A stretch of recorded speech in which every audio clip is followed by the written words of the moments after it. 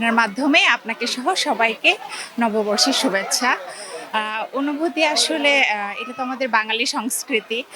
তো সংস্কৃতি হচ্ছে মানুষের জীবনে এরকম একটা অংশ যে আসলে একটা সবচেয়ে বড় ঈদের পরে আমরা মুসলিম যারা ঈদের পরে বাঙালি হিসেবে এটা আমাদের খুব আনন্দের একটা সময়।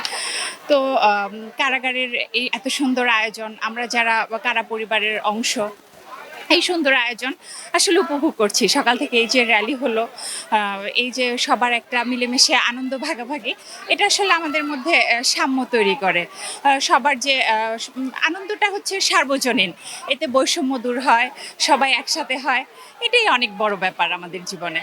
শুভ নববর্ষ 1432। ঢাকা কেন্দ্রীয় কারাগার কেরানীগঞ্জ, এখানে আমার বাবা যেহেতু পুলিশে, তো সেই অনুযায়ী আমরা এখানে থাকি।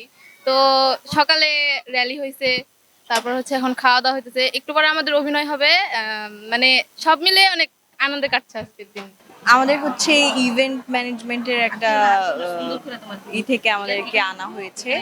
আমরা চারুকলার স্টুডেন্ট, তো সেই হিসেবে এখানে বাচ্চাদেরকে আলপনা করে দিচ্ছি। আজকের বাংলা নববর্ষের দিনে ওদেরকে যদি মানে এরকম আলপনা করে আনন্দ দিতে পারি, এটাই ওদের সাথে আনন্দ ভাগাভাগি।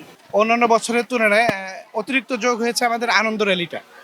আনন্দ র্যালিটা এটার উদ্দেশ্য হলো যে সবাইকে কাজে উজ্জীবিত করা, নতুন বাংলাদেশে নতুন করে কারাগারকে উপস্থাপনের, এটাই আমাদের উদ্দেশ্য। সকালবেলা ওদের জন্য আয়োজন ছিল আজকে পান্তা উৎসব, পান্তা ইলিশ, তারপরে বিভিন্ন প্রকারের ভর্তা। এরপরে ওদের আনন্দ র্যালি ছিল, র্যালি শেষ হয়েছে। তারপর আমাদের স্টাফদের র্যালি হলো, যেটা আপনারা দেখলেন। এরপরে দুপুরবেলার জন্য উন্নত মানের খাবার আছে, পোলো মাংস। বিকাল 3টায় ওদের সাংস্কৃতিক অনুষ্ঠান রয়েছে বন্দীদের অংশগ্রহণে।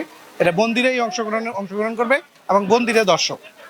আর রাতের বেলাও থাকবে তাদের জন্য উন্নত মানের খাবার, এবং কারা কর্মকর্তাদের জন্য এই যে মঞ্চ দেখছেন পেছনে, এখানে থাকবে সাংস্কৃতিক অনুষ্ঠান। আজকে র্যালি করলাম, খাওয়া দাওয়া করলাম, সবার সাথে ঘুরে বেড়ালাম, অনেক কিছু নিলাম, এই আর কি।